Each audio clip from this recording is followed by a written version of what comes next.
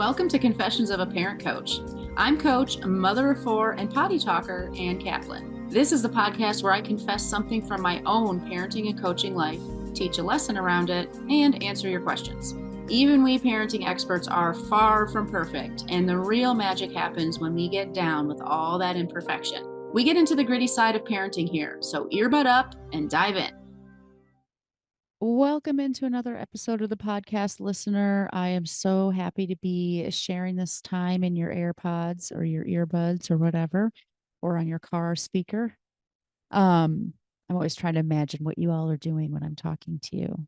Probably driving in your cars, folding laundry. If you're like me, might be you're like cooking dinner. One of my favorite things to do when I cook dinner is to just seriously go into a sensory deprivation chamber where I'm like noise canceling headphones. I'm like listening to something or watching something. I'm like in my own world while I cook dinner. So I hope wherever you are or whatever you're doing, you are having a good day and you are ready to kind of plug into some parenting nuggets for today. So I call this episode Anatomy of a Meltdown. And my confession for you is that recently I almost did something really messed up because I was just trying to figure out like how can I capture this for my clients, for my audience. And I was talking to my business coach. Let me back up. So my youngest kiddo just turned 10 and he is absolutely 1,000,000% transitioning into preteen nonsense. And it's right on time. It's kind of still breaking my heart though, because it's just the end, he's my youngest. So it's just really sad. I've always had like one kid younger who I could be like, okay, well, their innocence is dying and they're turning into an adult. I'm totally here for it because I still got this other cute little snuggle buggle. And the wings. But this kiddo is my last kiddo, so it's a little bit breaking my heart. But that's the way it is. That's the natural order of things. He has to grow up. He has to become a preteen. He has to be defiant. He has to have meltdowns. And what I think is so interesting about the preteen meltdowns is that they are so reminiscent of toddler meltdowns. And I have honestly been like, for the most part, handling his meltdowns very well. I'm very proud of myself. Give myself a little pat on the back here. If you're watching the video, you can see me pat myself on the back. But one of the cool things about handling his meltdowns really well is you can see so clearly his own transitions, his natural progression through his meltdown. And I've had so many times in the last couple of months where I have wished that I had a recording of the two of us interacting together while he went through his meltdown. So my confession to you is that I almost did that, which made me feel so skeevy. But at the same time, I was like, it's for a good purpose. Maybe I can do this. And I was talking to my business coach about it. And she's like, what are you? No, you cannot do that. It's disgusting. And I was like, you are right. So I do not have a recording for you today of me and Sky doing our meltdown dance together. But I do have for you this breakdown, and I need you to picture it in your head and give yourself kind of the inspiration. I want you to imagine yourself showing up this way and see how accessible that is to you or how plausible. And if it doesn't feel plausible, first of all, I totally get it. And second of all, it can be. It's something that I can help you with. It's something that I help everybody with. So just don't count yourself out. So if you could be a fly on the wall and see what happens between me and Sky when he has his meltdowns, I kind of break it into 4 sections. And actually, there should be I'm taking my notes right now and writing down a 5th section, which is the ramp up. The first piece, I'm going to call the ramp up. So when things are ramping up and you can tell that a tantrum's coming, a meltdown is coming, but it's not here yet, but the train has left the station, the ramp up. The next step, I call hysteria, then resignation, then regulation, then recap. And I'm going to walk through all of those things with you. And I'm going to give you an example that just happened maybe maybe like 2 weeks ago. And it was about the fact that Sky sometimes forgets that he's supposed to set a timer when he has screen time. So when Sky has screen time, he is supposed to have done everything on his checklist, which is like his chores, cleaning his room, any homework he has, blah, blah, blah. And then he also needs to set a timer on the device that he's using so that he respects the screen time limit. And if I discover that he does not have his timer set, that's the end of screen time. He's lost screen time for the rest of the day. And he does not like that. I'll just put it that way. I'm going to be very diplomatic and tell you that Sky doesn't care for that rule. And a few weeks ago, I came in his room. He was on the iPad, and I said, "Oh, have you set a timer?" And he was like, "Oh, I'll do it right now." And I was like, "Oh, buddy, I'm so sorry, but unfortunately," and here we are in the ramp up because I knew what was going to come when I said this. Unfortunately, when we don't set a timer, that means that screen time's over. And I know that really stinks. And because Sky is transitioning into preteenness, he is getting, instead of just being sad and maybe throwing a tantrum and crying and screaming about the fact that he has a consequence, he is starting to really try to fight back. And so it's this weird blend of toddlery, tantrumy behavior, but then also like super angry teenager, like, yeah, just like trying to fight with me and pull the iPad out of my hands, which lots of kids do that, but it's really uncharacteristic for Sky. But nowadays, he will do that. And once he has like left the building, once his sanity has left the building, Sky will stay there for a while. And this is where I want you to imagine that same, calmness that I brought to enforcing that boundary with Sky by saying, "Oh, buddy, unfortunately, screen time's over because you didn't set an alarm, and that's a really big bummer." I I'm not going to tell you that I can always do this, but in this particular instance that I'm telling you about, I kept that exact same energy throughout this entire course from beginning to end through all 5 stages. So as Sky is going into his hysteria, I am just really calm and I'm like, yep, that really stinks. And I got really quiet. And he, because he is in this hysteria place, started really trying to get a rise out of me and really coming at me physically, even, trying to run out of his room, which, we can't do that when we're upset. We stay in our room until we calm down. Trying to throw things at me. That's too bad. That means that you have to be in your room by yourself because I can't be in the room with you if you're going to be unsafe. Fighting with me about closing the door, all of these things, all of that stuff, just really. And in this particular case, Sky got so dysregulated that he wouldn't stay in his room without me kind of making him stay in his room. And that's really unusual for most, especially if you've been doing this work for a long time. Like it's been a long, long, long time since we've needed to really like make Sky stay in his bedroom. So he doesn't have a lock on his door or anything like that, which is unfortunate because instead of me being able to say, "Oh, babe, looks like you need a little help staying in your room," and calmly locking the door and sitting outside until he was calmed down, I had to be in his room with him to help him stay in his room and stayed calm the whole time. Because he was trying to hurt me, I had to kind of hold him, but not in a way that was hurting him, but just in a way that was restraining him. And, "Oh, stop it. Let go of me. Go away." I'm calmly saying, "I'm happy to let go of you as soon as you can stay in your room all by yourself. You let me know when you're ready to stay in your room by yourself." Super, super calm, very minimal talking. Because if you worked with me, already, you already know that words are not for discipline. So, really, really calm, just validating his emotions, staying really calm, checking in every once in a while and saying, "How do you feel? Do you feel ready for me to let go?" That kind of thing. And finally, and I'm glossing through about, I'd say at least like 30, maybe 30 minutes of hysteria. We reach the resignation stage, the stage 3, where he's like, "Okay, I'm ready." And I let go of him and I'm just say, "That's awesome.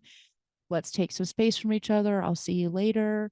Walk out the room, close the door. And he kind of ran a number a little bit in there while he was resigned to his fate. But, pretty soon he was in that whole like regulation piece where he's just like sitting there and allowing his nervous system finally to calm down. And it just breaks your heart to watch kids do this stuff because you know that like this whole like hysterical meltdown was totally optional. It didn't have to happen. It didn't have to last as long as it did. It didn't have to escalate to the different metrics that it went to. But that's just what had to happen for Sky that day. And finally, maybe 15 minutes later, he was calm and he came outside and I was just sitting in the living room waiting for him. Which, you don't have to do this by any means, by the way. I'm just telling you how he and I work through a meltdown, not how you have to do it. Um, and he came out and he sat in my lap and he was sad and crying. I didn't say anything at first. I just let him sit there. That's the kind of tail end of regulation, is that reconnection and co-regulation between me and him. And then finally he started talking and he said, you know, I'm really mad at you. I'm really sad. I just wanted to have screen time. It's not fair. All those things. But he said them in a way that was about us having a conversation, not in a way that he said them, probably the exact same things back when he was in the hysteria stage. And we talked about it and gave lots of hugs and love. And when he was ready, he got out of my lap and he went on with his day. This is what I wish everyone could see, because my kid was like a giant roller coaster of wackiness for that whole hour. And I was just how I am right now, talking to you the entire time. And because of that, if you had been a fly on the wall, you would have gotten to see how a meltdown kind of runs its course, the anatomy of a meltdown, like I said, how that runs its course, and how my calmness created a space inside of which Sky was able to be totally uncalm and unhinged and safe in that. And I don't mean safe just like safe physically, I mean emotionally safe to be off the rails, because there was a parent there who was grounded and calm, and that when he was ready to, he could come back and reconnect and re-regulate with me because I wasn't upset. It's not a big deal. It's not a big deal that he didn't set the timer. It's not a big deal that he threw a tantrum. It's not a big deal that he said really mean things to me or any of that stuff. It's just normal. This is what I am wishing that you could see. I wish that you could experience it, or I wish it for you. Maybe you're already experiencing it. And probably, I bet you've experienced it sometimes and not other times, which is true for me as well. I'm not always able to be so calm. But the reason why I think it's worth kind of talking about it today in a podcast episode is because sometimes it's hard to imagine what it looks like on the other side of our own self-work and our own parenting growth. And I think also it's important to talk about it because it doesn't look like no tantrums. It doesn't look like Sky always setting the timer on his iPad. And it doesn't always look like him being like, oh, shucks, when he gets a consequence. It looks just like this. Like this story that I just told you is a success story.